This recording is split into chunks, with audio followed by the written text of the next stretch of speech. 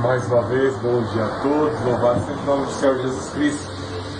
Neste momento especial agora, a liturgia, nós vamos estar refletindo sobre a palavra de Deus. Amém? Vamos abrir nossas Bíblias no livro do 1 Samuel, primeiro livro do profeta Samuel, capítulo 11. Livro do profeta Samuel, capítulo 11. Amém? Todos acharam? Gênesis, Êxodo, Levítico, Números, Deuteronômio, Josué, Juízes, Ruth, Samuel. Amém? 1 Samuel, capítulo 11, assim nos diz: cerca de um mês depois, Naás, rei de Amon, avançou com seu exército contra a cidade de Jabes de Gileade, mas os habitantes de Jabes clamaram: faça um tratado conosco e o serviremos. Então Naás disse: está bem, mas só com uma condição: arrancarei o olho direito de cada um de vocês como humilhação por todo o Israel. As autoridades de Jabes pediram: dê-nos 7 dias para que enviemos mensageiros a todo o Israel. Se ninguém vier para nos salvar, nós nos entregaremos ao rei. Os mensageiros chegaram a Gibeá, cidade onde Saul morava, e relataram ao povo a difícil situação de Jabes de Gileade. Todos choraram em alta voz, e quando Saul voltou à cidade, trazendo seus bois do campo, perguntou o que está acontecendo. Porque todos estão chorando? Então contaram-lhe sobre a mensagem de Jabes. O Espírito de Deus veio poderosamente sobre Saul, e ele se enfureceu. Pegou 2 bois, cortou-os em pedaços e enviou mensageiros para levá-los a todo Israel com o seguinte aviso: isso é o que acontecerá aos bois de quem se recusar a seguir Saul e Samuel na batalha. E o terror do Senhor caiu sobre o povo, de modo que todos saíram para guerrear como um só homem. Deus Altíssimo, Deus de amor, Deus de poder, aqui nos encontramos, Pai Santo, para pregarmos a Tua palavra e fazermos a Tua vontade. Como um todo, Pai Santo, como todos aqueles que pregam a palavra, aqueles que unidos em comunhão ouvem a Tua palavra, como um só homem, como um só povo, como uma só igreja, Pai Santo, que possamos estar unidos em prol da Tua causa, sentindo, Pai Santo, a Tua vontade e empenhados em cumprir o Teu propósito. Ajuda-nos nessa manhã, pela revelação do Teu Espírito, pelo poder do Teu Espírito Santo, a fazermos a Tua vontade. Possamos, Pai Santo, estar empenhados nessa batalha, nessa jihá, não para assassinar as pessoas, mas para ganharmos vidas, para ganharmos também, alcançarmos, meu Deus, aquilo que necessitamos diante de Ti e as nossas necessidades para a sobrevivência e para o zelo do nosso testemunho. Em nome do Senhor Jesus Cristo te clamamos, te invocamos, usa a nossa vida, usa os nossos sentidos, nós colocamos à Tua inteira disposição. Faça conforme o Teu querer, Pai. Nos livra de todo mal, em nome do Senhor Jesus Cristo. Guarde as nossas vidas, Pai. Nos dê força, Pai Santo. Nos dê o sinal. Nos dê da Tua comunhão, Pai Santo, para que possamos avançar e glorificar o Teu nome. E assim exaltamos o Deus Altíssimo, o Senhor Jesus e o Santo Espírito. Amém. Iniciamos mais um ano. E como eu disse na introdução desta mensagem, este ano vão surgir grandes oportunidades. Nós estávamos sendo conduzidos já praticamente desde o fim do regime militar de 1985 até dezembro, 31 de dezembro de 2018, por ideias esquerdistas, ideias que abominam o crescimento da igreja, odeiam e abominam a palavra de Deus, e de forma sutil nós nem nos apercebemos disso. E algo que eu noto de tão importante, quando Deus está prestes a fazer uma revolução na nossa vida, ele vai levantar quem ele quiser. Ele vai levantar o inimigo nos seus escândalos. As coisas ocultas, secretas, os crimes vão vir à tona e que surgirão como escândalo. E até magos esotéricos como Balaão são utilizados para revelar a verdade. Eu digo isso hoje, que existem muitos maçons esotéricos conservadores da direita que relataram, através do conhecimento, através da sabedoria do mundo secular, vieram nos trazer verdades que ajudou a consolidar hoje o que nós temos na presidência, nosso presidente Jair Messias Bolsonaro. O conhecimento que estava oculto veio à tona para a libertação. Isso tudo é da vontade de Deus. E eu vejo que a onda conservadora, ela já desabrochou lá nos Estados Unidos, com o presidente Trump, está desabrochando na Inglaterra, está desabrochando na Holanda, na Alemanha, agora aqui no Brasil, no Paraguai, e assim o mundo está agora escolhendo e optando estar à direita, ou seja, estar do lado conservador. Mas trazendo aqui para esse texto, nós vemos que também Deus estava prestes a fazer uma revolução. Nós vemos que no capítulo 7 de 1 Samuel, nós vemos o último juiz, que foi Samuel, promover uma grande salvação. Por meio do clamor dele, o poder do Altíssimo se manifestou e com saraivada de trovão, os filisteus, que eram uma grande ameaça para Israel, foram dizimados e tiveram alguns anos de paz, praticamente até a morte de Samuel, que foi o último juiz. Interessante notarmos a importância de um homem de Deus clamando e exortando o povo, levando o povo ao arrependimento, e esse arrependimento traz por consequência a restituição. Talvez você já foi ensinado de formas erradas, né? Você vê que até em formas de cântico, por meio de melodias musicais, se canta restitui, restitui, restitui, eu quero de volta o que é meu, sem a devida contrição, sem o devido arrependimento. Para que ocorra a restituição em nossas vidas, há uma necessidade de arrependimento, quebrantamento, reconhecimento do nosso pecado, das nossas falhas, e assim o reconhecimento e adoração ao Senhor. Vemos que quando Samuel ali toma aqueles tachos de água, derrama ao solo, em sinal de derramamento da alma, em contrição, o povo em jejum, clamando pela libertação do opressor dos filisteus, foi no momento exato em que o povo se arrependeu e passou a adorar, o Senhor pelejou as suas batalhas. Algo interessante, porque naquela época existia uma espécie de anarquia, não tinha ninguém no poder, né? Ou seja, era um governo teocrático. O Senhor dos exércitos, o Deus Altíssimo, o anjo do Senhor, com as milícias espirituais da bondade, acompanhava o exército do povo de Israel sem armamento. Ou seja, o exército de Israel sem armamento, com um armamento precário, e o Senhor, o anjo do Senhor, ia à frente do exército de Israel e pelejava as suas batalhas. Foi assim nesta última vitória de Samuel. O bem, o Senhor, venceu os filisteus e Israel não teve nem que desembanhar de espada. Mas vemos que a fase boa ia acabar, como no ciclo que existe no livro de Juízes, né? Enquanto o juiz estava fazendo o povo se submeter à lei de Moisés, havia paz e bonança.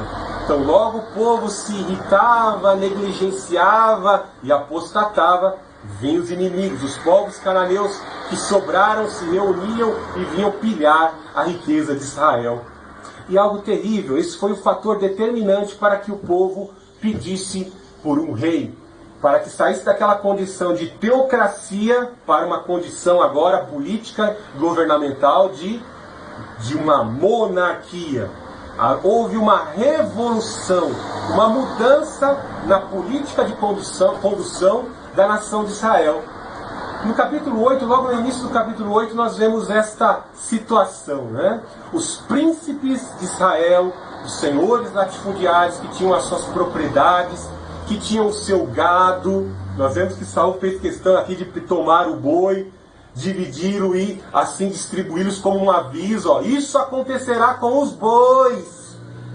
Se aqueles que não receberem esse aviso se unirem como um todo e lutarem contra os amonitas, o gado, a fonte de renda, a lavoura, vai ser pilhada pelos amonitas. Então vemos que esses grandes latifundiários, esses grandes proprietários, queriam um ambiente de paz para lucrar. Não se esqueçam que eles tinham a bênção do Senhor, da prosperidade. Deus prometeu abençoar o gado, a lavoura, se eles continuassem em obediência. E nós vemos que, de certa forma, ali, como eu disse, Samuel já estava velho, eles já estavam percebendo que Samuel estava nas últimas, e assim detectaram que os dois filhos de Samuel, Abias e Joel, não eram tementes a Deus. Eles pervertiam o juízo, pervertiam o direito, aceitavam um suborno. É igualzinho à política no Brasil, e principalmente quando olhamos o sistema jurídico, com exceção da República de Curitiba, de Sérgio Moro, e o quartel, a segunda instância lá em Curitiba, TRF4, né, que são juízes assim que nós brasileiros confiamos. Mas grande parte dos juízes são corruptos, aceitam suborno. Bem assim, Abias e Joel eram corruptos. Interessante que esses dois fatores são detectados. Samuel estava envelhecendo e essa elite estava com medo de perder as suas posses, perder a sua riqueza. Olhavam para Abias e Joel, os filhos de Samuel, e eles não tinham condições de estar conduzindo o juridicado, conduzindo a governança dos povos. E algo interessante observarmos que quando contrastamos os pecados dos filhos de Eli, Hofni e Finéias, e os pecados dos filhos de Samuel, Abias e Joel, existe uma verdadeira semelhança. Dá-se entender que esses homens, tanto Eli como Samuel, não conseguiram conter os seus filhos, repreender os seus filhos. E a gente vê até Samuel se vitimizando. E nós conseguimos detectar também as falhas do profeta. Né? Às vezes a gente pensa que Samuel era um homem perfeito. Não, Samuel era falho. Ele ficou encantado com a beleza de Saul também, né? Ele não conseguiu ver o fim de Saul. Deus teve que revelar aos poucos as fraquezas do caráter de Saul. Porque até o contrário, Deus revelou para ele, ó, esse será o rei. Esse é o homem segundo meu coração para reinar em Israel. Ele olhou para a beleza, a altura, o porte elegante. Não havia homem em Israel mais belo que Saul. Então nós vemos as falhas do profeta aqui, Samuel. E ele queria manter ainda o juridicado, o governo da nação, sobre a sua família. E para que nós encurtemos um pouco a história e já entremos no assunto, vemos que o povo se reúne e fala: não, Samuel, você já está velho, seus filhos não seguem o seu caminho, pervertem o juízo, aceitam suborno, escolha para nós um rei. E nós vemos que num prazo de um mês Deus vai trabalhar com certas conjecturas, com certas situações, e é aqui que eu quero que você atente. Deus está promovendo uma revolução na nossa vida, em meio ao povo de Deus, através dos acontecimentos. E às vezes a gente não se percebe disso. Se levantam lutas diante de nós, dificuldades, embaraço, é uma pedra que você tropeça, é o pneu do carro que fura, acontece um problema mecânico para que você não chegue ao destino, e você começa às vezes até reclamar diante de Deus, mas saiba que Deus está no controle. Todas as coisas cooperam juntamente para o bem daqueles que amam a Deus. Eu fiz questão de enfatizar Samuel aqui para que você entenda que até os homens que são mais cheios da unção, cheios do poder, muitas vezes não conseguem compreender na totalidade o que Deus está fazendo. Então Deus está lá do céu, no seu trono soberano, e olhando para os grandes proprietários de terra. Eles cresceram de tal forma que estão se sentindo ameaçados. Os filisteus, os amonitas, eles vão se unir, vão tomar o nosso gado, vão pilhar nossa lavoura, vão sequestrar as nossas filhas e torná-las prostitutas. E ele está vendo também a corrupção na casa de Samuel. Abias e Joel eram corruptos, aceitavam suborno, como os filhos de Eli, Hofni e Finéias. Deus está vendo o profeta Samuel já cansado, ficando velho. E Deus também está vendo o principal, A nação de Israel fazendo o que bem entendesse. Ah, não tem juiz, não tem lei, eu faço o que eu quero. Né? Coisa terrível, isso é quando o homem começa a dizer, faça o que tu queres. Isso aí é o lema da Bíblia satânica. Para ser satanista, basta fazer o que a carne quer. Mente parada, oficina do diabo. Esse é o principal versículo da Bíblia de Satã. Não vou entrar nesse assunto. Faça o que tu queres. Mas aquela anarquia ali, que estava sendo vivenciada pelo povo de Deus, iria consolidar na destruição plena da nação de Israel.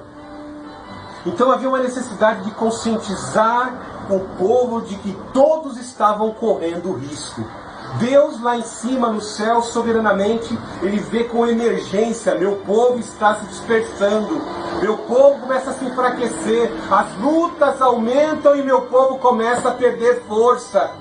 Para de buscar a minha palavra, para de ler, de meditar na minha palavra, vai enfraquecendo e vai se afastando de mim porque não consegue compreender. Pensa que eu os esqueci. Entender o projeto de Deus em meio a estas circunstâncias é um pouco complicado. Há uma necessidade de agir com fé, de que aquele que prometeu caminhar conosco jamais nos abandonará. Temos que entender que quando damos um passo, tomamos decisões, nós temos que colher as consequências desses passos, as consequências dessas implicações. Deus disse que estaria conosco, porque em meio a essas lutas e essas dificuldades, quando assim testificamos nesta jornada, no meio das lutas, no processo até alcançar a bênção, até alcançar a salvação, nós semeamos palavra, nós semeamos testemunhos, pessoas foram impactadas com a pregação do Evangelho, e de certa forma nós angariamos no meio da luta galardão para a nossa vida. Então Deus tem aqui tudo sob o controle. Deus tem a situação dos grandes proprietários de terra, do povo de Israel que poderia se dispersar, das nações que poderiam assim, cair na condição de anarquia e dispersas, a casa do profeta, e Deus começa a trabalhar. Como é que Ele começa a trabalhar? Ele dispersa, Ele faz com que as duas jumentas de Saul, seja do pai de Saul, de Quis, sejam perdidas. Saul sai com seu servo para buscar as jumentas. E algo interessante que essas jumentas perdidas levou o Espírito de Deus a falar aos ouvidos de Samuel. Num prazo de 30 dias, olha como Deus vai trabalhando num prazo de 30 dias. Talvez os príncipes estavam ali ansiosos. Quando é que Samuel vai trazer a resposta? Nós precisamos fazer uma convenção para escolher o rei, o nosso general que vai nos conduzir nas batalhas. E Deus está trabalhando. Em 30 dias Ele está fazendo tudo. E aí nós vemos que Deus trabalha no ouvido de Samuel. Não é você que eles rejeitaram, Samuel. Esse povo sempre pecou contra mim. Eles não querem mais o meu comando sobre eles. Deus já sabia que isso ia acontecer, né? Se você atentar lá no livro de Deuteronômio, capítulo 17, nós vemos que existe lá um código de leis, 3 leis fundamentais, quando fosse estabelecida a monarquia em Israel. Então, essa situação do povo querendo agora um rei e desprezando Samuel, já automaticamente já foi prevista a situação lá em Deuteronômio 17, que o rei não poderia juntar cavalos sendo trazidos do Egito, não poderia acumular mulheres e nem tesouros, para que não se afastasse o coração do rei, do Senhor. Se você olhar, são os 3 pecados, os grandes pecados de Salomão. Ele transgrediu essas 3 cláusulas da lei de Deuteronômio 17. Então vemos que Deus se aproveita dessa situação e começa a trabalhar. Aproxima por meio da busca de encontrar as jumentas do seu pai, aproxima aquele que seria o rei de Samuel. Ou seja, aproxima aquele que Deus quer dar uma oportunidade, aquele a quem Deus quer usar como rei, um comandante da voz de Deus, do porta-voz de Deus.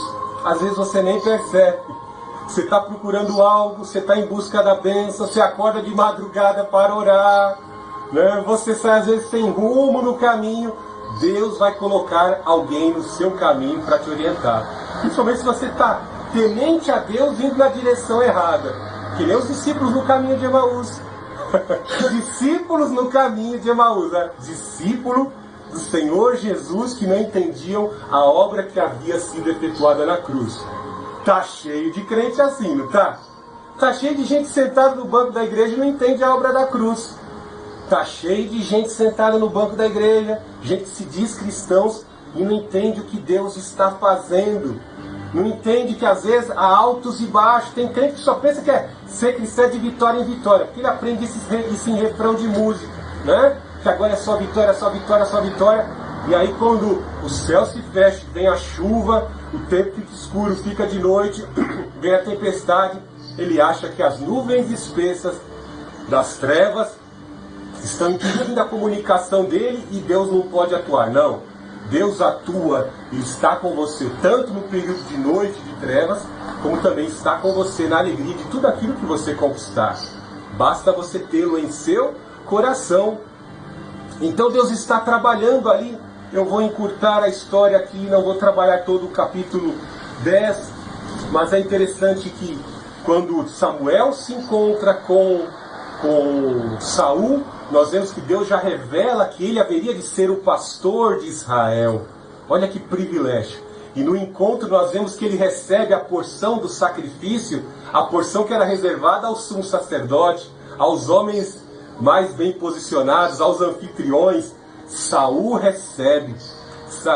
Dá-se a entender que Samuel fica tão impressionado com a beleza daquele que haveria de ser o rei de Israel, que ele abraça e beija o rei, porque realmente Saul era muito bonito, muito alto, todos os homens atingiam do seu ombro para baixo. Ele era um homem de porte muito nobre e elegante. E ele fica impressionado com a revelação de Deus. Nossa, esse será o rei. Os soldados vão vê-lo no comando das batalhas e não ficarão deslocados. Vão olhar para cima e ver a cabeça do rei, os conduzindo na peleja e na batalha, né? E aí vemos aqui, para encurtar a história, nós vemos no finalzinho do capítulo 10, e o que foi que Samuel lhe disse? Perguntou o tio de Saul, né? Aí ele disse no versículo 10, 16, disse que as jumentas haviam sido encontradas. Respondeu Saul, contudo não contou ao tio que Samuel tinha dito sobre o reino. Então a gente vê aqui no finalzinho do capítulo 10, que Samuel predisse que as jumentas haveriam de ser encontradas e que Saul não precisava se preocupar com as jumentas perdidas. Só que ele omitiu, ele guardou em seu coração, com certeza pela sua insegurança e pelo temor, que ele haveria de ser o rei de Israel. E aí vemos no capítulo 10, 17 em diante, como se dá essa escolha daquele que haveria de ser o rei de Israel. Vemos que foram lançados sortes sobre as 12 tribos de Israel. E nesta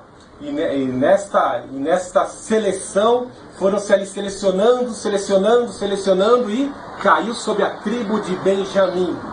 É bom lembrarmos que a tribo de Benjamim, há algumas décadas atrás dessa situação da escolha do primeiro rei, lembre-se lá nos últimos capítulos de Juízes, foi uma tribo que foi praticamente no 80% dizimada, porque se contaminou com os pecados dos cananeus.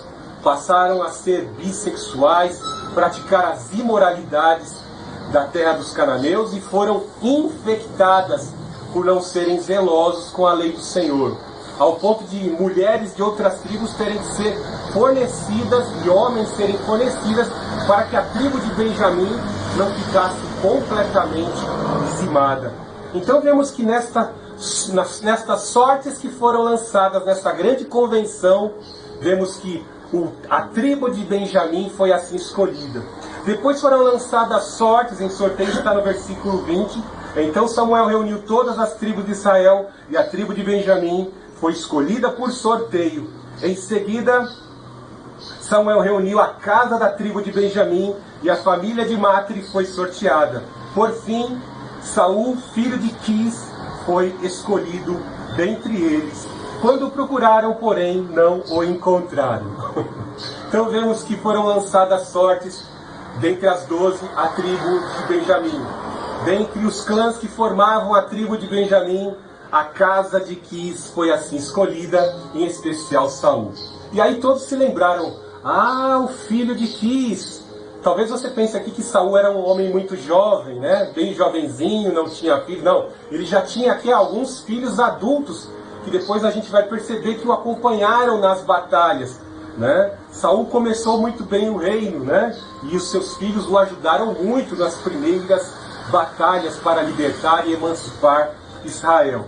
Mas veja o destaque desse versículo, né? Que Saul não se encontrava no momento exato em que, depois dos sorteios, o seu nome foi apontado como rei de Israel.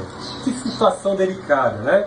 E onde ele se encontrava, né? Nós vemos que Samuel teve que revelar, mais uma vez como profeta de Deus, o local onde o rei escolhido estava, escondido entre a bagagem. Está aí no versículo 22, né? Perguntaram, cadê ele? Cadê ele? É tão grande, né? Não estamos achando o belíssimo rei Saul, né? Ele estava escondido na bagagem. Muitas vezes estamos numa situação como essa. Como eu disse ao início desta mensagem, o nosso Deus, ele quer promover uma revolução na nossa vida. E o que é a revolução? É uma mudança abrupta por um poder maior contra um sistema que está sendo imposto, que traz a opressão. Nós vemos várias revoluções ao longo da história. Revolução Industrial, Revolução Americana, alguns golpes na história para mudar o governante, uma ideologia que governa. É transposta por uma outra domina, por uma outra classe de gente, de pessoas que está sendo oprimida por aquela classe. Então ocorrem revoluções. As forças sociais em dinamismo se unem para derrubar alguém que está no poder, né? E aqui Deus está o quê? Fazendo uma revolução, mudando de um sistema de governo para outro, para manter o seu povo coeso. Note que Deus chama aquele que vai conduzir o seu povo de pastor. O Senhor é o meu pastor. Nós temos um Deus que quer nos governar. Ele não quer a igreja de Cristo dividida e dispersa.